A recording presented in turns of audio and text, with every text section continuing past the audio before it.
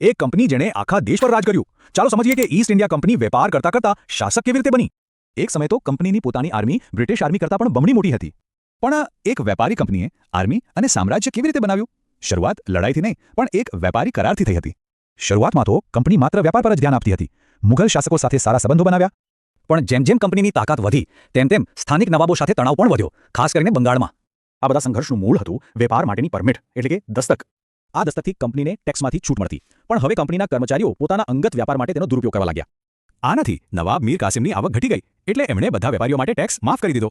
બસ આ જ વાત પર વિવાદ વધ્યો અને યુદ્ધ થયું. અને પછી આવ્યું બક્સરનું યુદ્ધ, જેણે બધું બદલી નાખ્યું.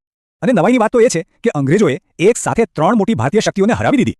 બક્સરની જીત પછી કંપનીએ સત્તાને કાયદેસર બનાવવા માટે એક સંધિ કરી. આ હતી એમની અસલી પાવર ગેમ. રોબર્ટ ક્લાઇવે અલ્હાબાદની સંધિ કરી. આનાથી કંપનીને મુગલ બાદશાહ માટે મહેસૂલ ઉઘરાવવાનો કાયદેસર હક મળી ગયો. મતલબ કે બંગાળ, બિહાર અને ઓરિસ્સાની તિજોરીની ચાવી હવે સીધી કંપનીના હાથમાં આવી ગઈ હતી. આ દીવાની અધિકારો મળ્યા પછી કંપનીએ એક નવી શોષણખોર સિસ્ટમ શરૂ કરી, દ્વિમુખી શાસન પદ્ધતિ. આ સિસ્ટમ બહુ ચાલાકીથી બનાવી હતી. પૈસા કંપની પાસે અને બધી જવાબદારી નવાબની. આના પરિણામો ભયંકર હતા. બંગાળની અર્થવ્યવસ્થા ભાંગી પડી અને લોકો પરેશાન થઈ ગયા.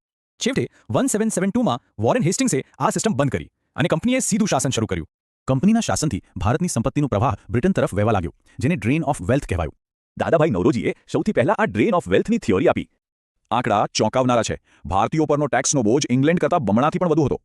આ લૂંટ ઘણા રસ્તે થતી હતી. વેપારનો નફો, અધિકારીઓના પગાર અને લંડનમાં થતા ખર્ચાઓ. આમ લગભગ 200 વર્ષ સુધી એક કોર્પોરેશને આખા દેશ પર રાજ કર્યું. એક કંપનીનું દેશ પર શાસન કરવું. આ ઇતિહાસ આજના સમય માટે શું બોધપાઠ આપે છે?